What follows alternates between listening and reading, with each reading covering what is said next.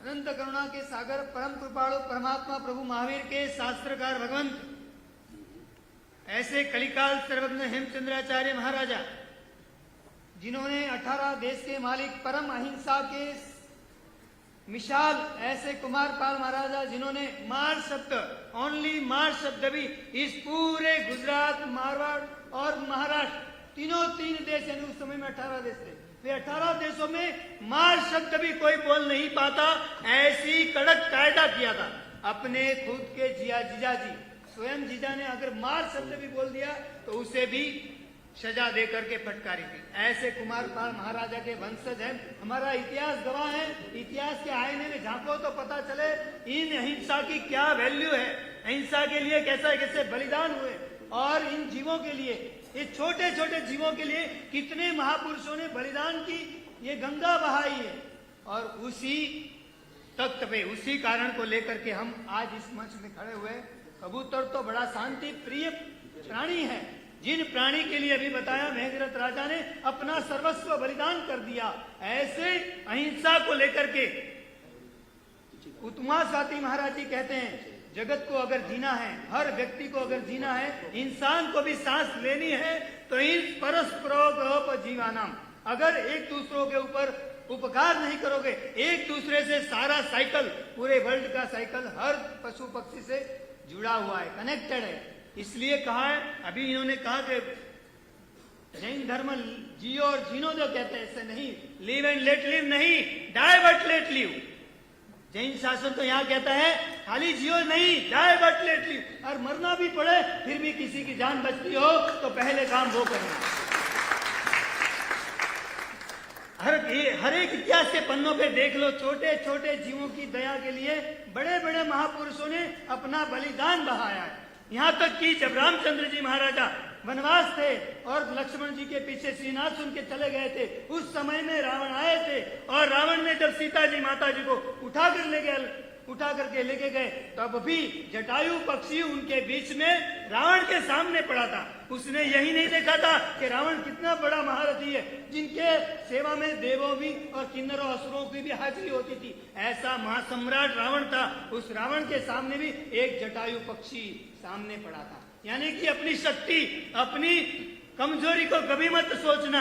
अगर जटायु भी रावण के सामने पड़ सकता है, अपनी पाक कपा दी तब जाकर के सीता जी को बचाने के लिए। एक चिड़िया, छोटी सी चिड़िया चोंच में पानी लेकर के अगर आग बुझाने की कोशिश करती है, तो उस चिड़िया का नाम इतिहास में अमर होता है। आग चाहे बुझे ना बुझे, मगर चिड़िया की कोशिश वही उसके लिए सबसे बड़ी चीज है।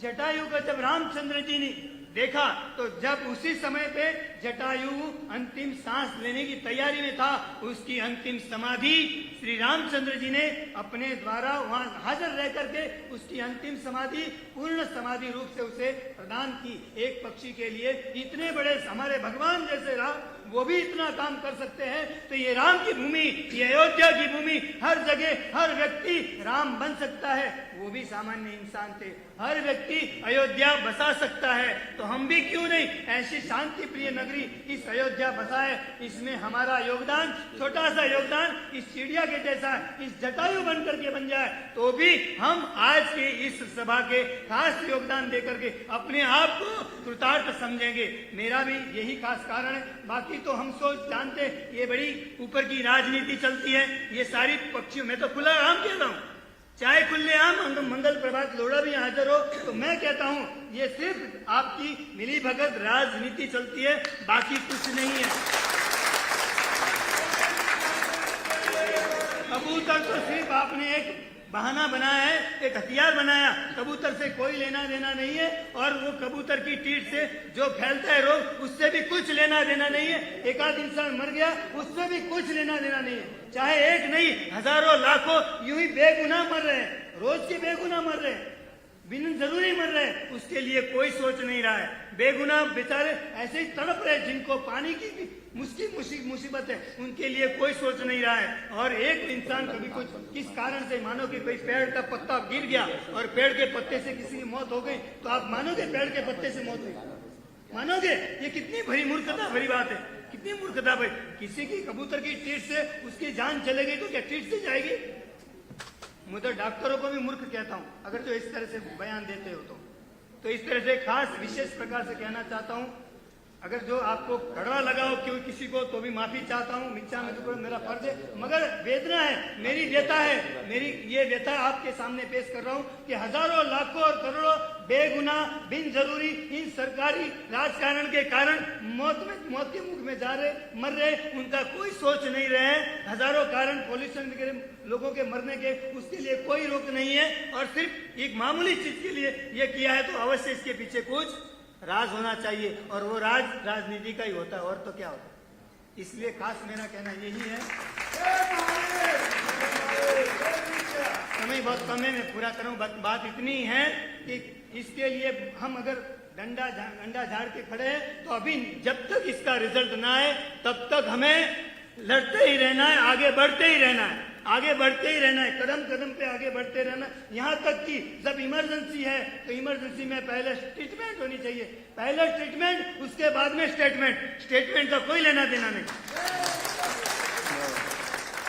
इसलिए अभी पहला कार्य, हर जीवों को उसको दाना मिलना चाहिए, उसकी जगह पे ही मिलना चाहिए, उसके घर में ही मिलना चाहिए। अपने घर से जंगल में जाकर तुमको कोई टिफिन, तुम 5 स्टार टिफिन खिलाए तो खाओगे क्या? तो उसी के घर में उसको सुकून मिलता है। दुनिया नो छेड़ो घर कहवा है गुजराती में, उसी के घर में सुकून मिलता है, उसका घर हमें वापस लौटाना है। ये घर वापसी योजना है।